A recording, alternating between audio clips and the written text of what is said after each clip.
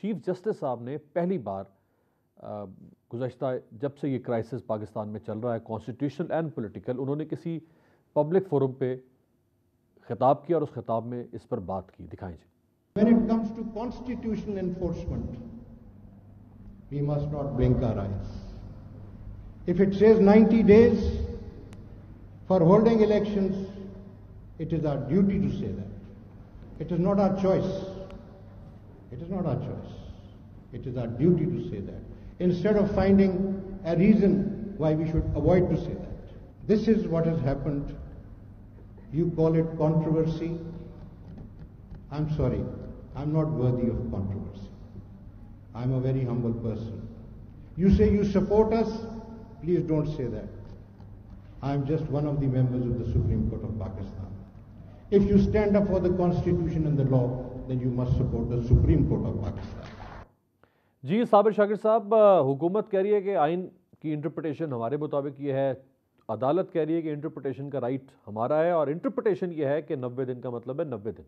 Interpretation तो इसमें तो कोई क्वेश्चन है ही नहीं। ये पहली दफ़ा पाकिस्तान की 75 साल तारीख में ये पहली दफ़ा अमीर क्वेश्चन उठाया गया है, बल्कि बनाया गया है कि इंतखाबात जो हैं वो 90 दिन के अंदर नहीं होने, बल्कि इंतखाबात कोई ज़रूरी नहीं है पाकिस्तान की पार्लियामेंट्री डेमोक्रेसी के लिए।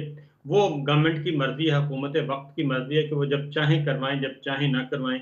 इसलिए वो 90 दिन का जो लिखा गया था और वर्ड भी यूज़ किया गया कि शेल, और ये लाजमी तकाजा है कि अगर कोई भी असम्बली टूटती है, कौमी असम्बली है या सूबाई असम्बली है, और उस असम्बली के टूटने के अमल को चैलेंज नहीं किया जाता और उसको गवर्नमेंट तस्लीम कर लेती है, तो उसके बाद 90 दिन से पहले पहले इलेक्शन करवाना ज़रूरी है।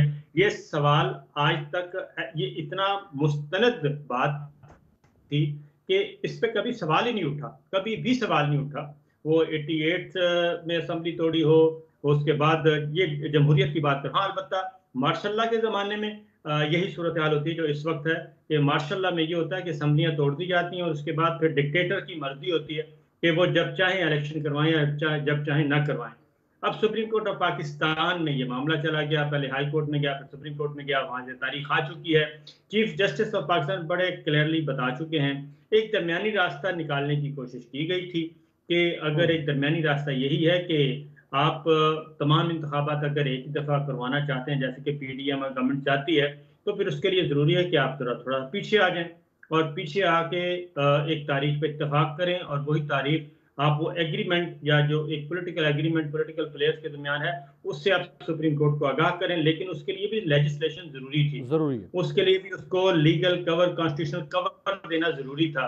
बिल्कुल इसी तरीके से अब मैं आपको बताऊं कि ये जो काम इस वक्त हो रहा है, या हो चुका है, होने वाला, बल्कि अब तो जाहिर है 14 मई के बाद हो जाएगा।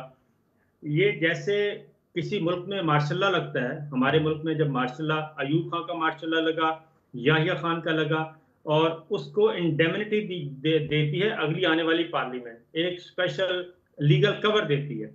उसके बाद ज़ियाउल हक के सारे मामलात को लीगल कवर दिया गया 85 की असम्बली ने। उसके बाद परवेज मुशर्रफ के सारे गैर आईनी, गैर कानूनी मार्शल लॉ इक़दामात को कवर दिया गया आने वाली असम्बली ने 2002 में। फिर ये इसी वक्त ऐसा ही सूरत हाल इस वक्त है, क्योंकि आइन इस वक्त टूट चुका है और गैर आईनी इक़दाम हो चुका है। इसीलिए तो वन टाइम वो कह रहे हैं ना कि लेजिस्लेशन की जरूरत होगी, उसको लीगल कवर देना होगा। तो आइन तो टूट चुका है, ये तो फरीकैन मान रहे हैं।